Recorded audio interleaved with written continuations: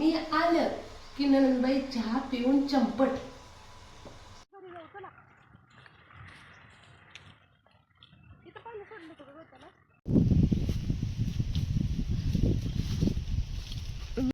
एकदम गोड आहे. समर्थ माझ्या पोटामध्ये होता तेव्हा लावलेले ह्या फ्रेम. आणि समुदादा इथं कसं टीव्ही बघतोय बघा, उठल्या उठल्या सकाळी सकाळी फुलं. बाप रे बाप.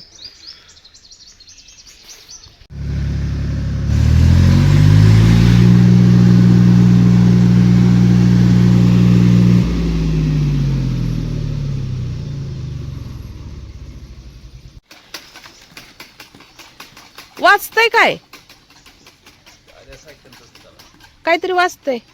आयो ह्या ट्रॅक्टरचा एक डोळा घे नाही. मस्त यम्मी यम्मी मजा बाबा. सकाळ आजची शुभ सकाळ होते गावाकडून, गावाकडल्या किचन मधून. तर सगळं डीप क्लिनिंग करून घेतली मी 4 रूम. आणि त्यानंतर मग आंघोळ करून कपडे धुवून माझं स्वतःचं आवरलंय. आता आले मी किचन मध्ये. थोडा उशीर झालाय पण आता चला आपल्या स्वयंपाकाला तयारी करूया. नाश्ता सगळ्यांचा झालाय. शेवयाचा भात बनवला होता. दूध तूप साखर सगळ्यांनी खाऊन जास्तीच्या कामाला लागलेत. माझंच काम डुगुडुगू चालू होतं. पूर्ण सगळे क्लिनिंग केली. झाडातले जे काय कॅरीबॅगा, पेंडीचे ठिके वगैरे भरपूर काय टाकलं होतं ते सगळं गोळा करून मी जाळून टाकलं. मोठा ढीक करून जाळलं. सगळं अगोदर साफसफाई केली आणि मग आंघोळ केली. घराला सुद्धा झाडूनी वरून ते सगळं स्वच्छ करून घेतलं. कपडे धुवून टाकले. या ठिकाणी सगळं जाळून टाकलं गोळा करून. आता कसं सगळं स्वच्छ चकाचक दिसतं. आता देवपूजा करूया. भरपूर अशी फुलं आहेत. सुंदर देवपूजा करूया. आता बनवते मी मसाला शेवगा. तर त्यासाठी तेलामध्ये जिरे, मोहरी, तिखट, हळद, मीठ सोबत हे वाटण बनवलंय. तर लसूण, खोबरं आणि शेंगदाण्याचं वाटण आहे. शिजवून घेतलेलं. चवीनुसार मीठ आणि छान असा तर एक बारकुशी उकळी काढून घ्यायची याची. तर घट्ट होतं हे मसाला सगळा शिजून. आपली सकाळची सुंदर अशी देवपूजा गावाकडल्या घरची. शेवग्याच्या शेंगाची भाजी इतकी छान झाली आहे तुम्हाला दाखवते. हे बघा मस्त अशी शेवग्याची आपली भाजी बनवते मी. शेवग्याची मस्त अशा चपात्या. मी आलं की नंदबाई चहा पिऊन चंपट. अजून घराकडे फिरकल्या नाही. जोपर्यंत घरातलं काम होत नाही तोपर्यंत फिरकतच नाही इकडं. आता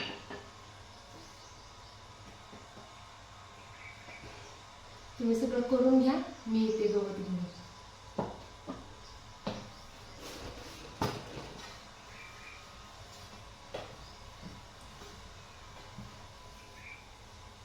चला थोड्या चपात्या केल्या की आज सकाळचं तर सगळं कामं झाली. साफसफाई अगोदर करून घेतलं ना मला म्हणजे कामं सुटले जातात. आणि चपात्याला फक्त मधून तेल लावते, वरून तेल न लावता करते. अत्यंत जेवण करते. कोणी येडं झालं रे? पप्पा येडं झाले कशानं? मग येडं झाले कसं माहित? येडं झाले कसं माहित तुला? हा पप्पा तू ना आत्याची येड आहे. पप्पाला येडं झालं म्हणते.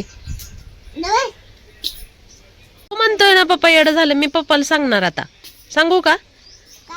मग तू का म्हणतोय पप्पा येडं झालं? तसं म्हणायचं नाही आपल्या पप्पाला. कोणी येडा आहे मग? दादा येडा आहे का आता?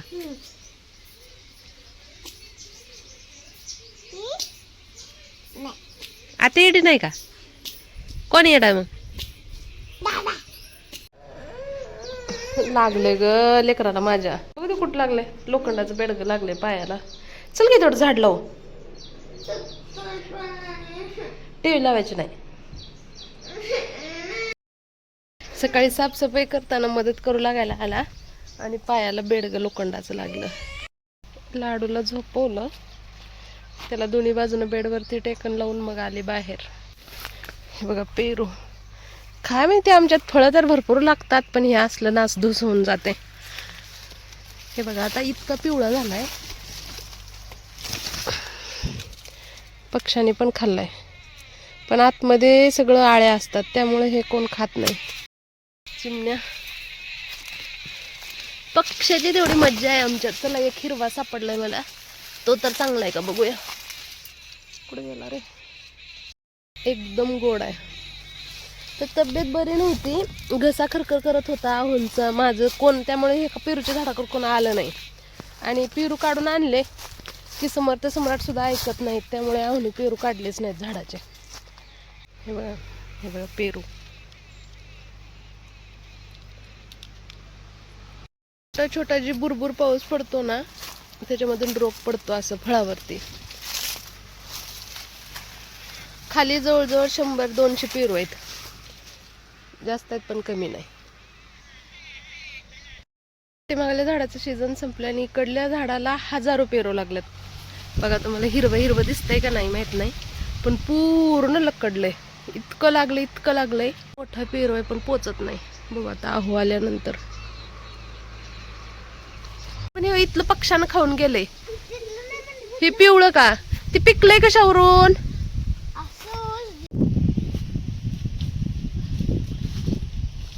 बघ पिकलाय का? नाही पण पिकतंय 1-2 दिवसात. 1-2 दिवसात काय? हा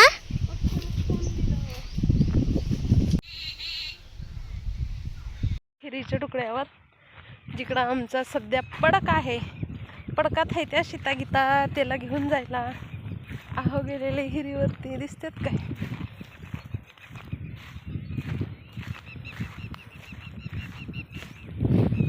थांब तुझ्याकडे चालले मी, थांब. तिला आहोने सोडले तर हिला दम पडना.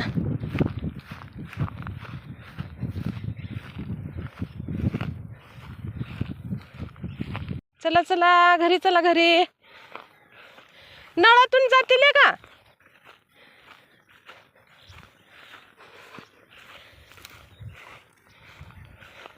अहो सकाळी नाश्ता केलेला, अजून जेवले नाहीत. गुळ शेंगदाणे दिले ते खायला, ते खात आलेलो आम्ही वर पडकात.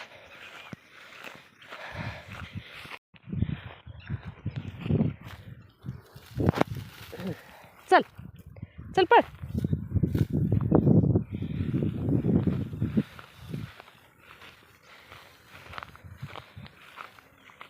त्याला कळलं की तिला कडोळ खायला चालली होती. आहोने कुठं चालली चल इकडं म्हणलं तर लगे आली.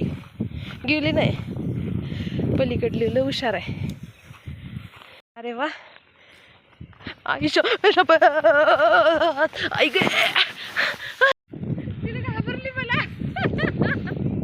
मस्त पळाली मशीला बघून.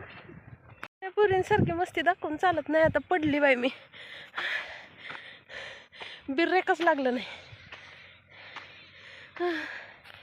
कसं स्टॉप म्हणलं की थांबल्या. म्हणा बरं स्टॉप म्हणा.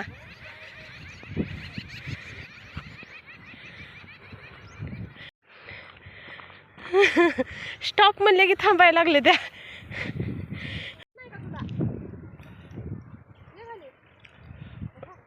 मालकीन लाडाची मालकीन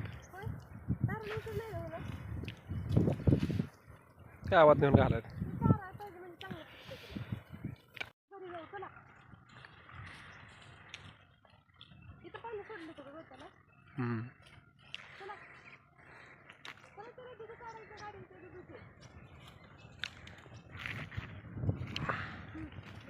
गेला फुलोरा बघा किती लागलाय.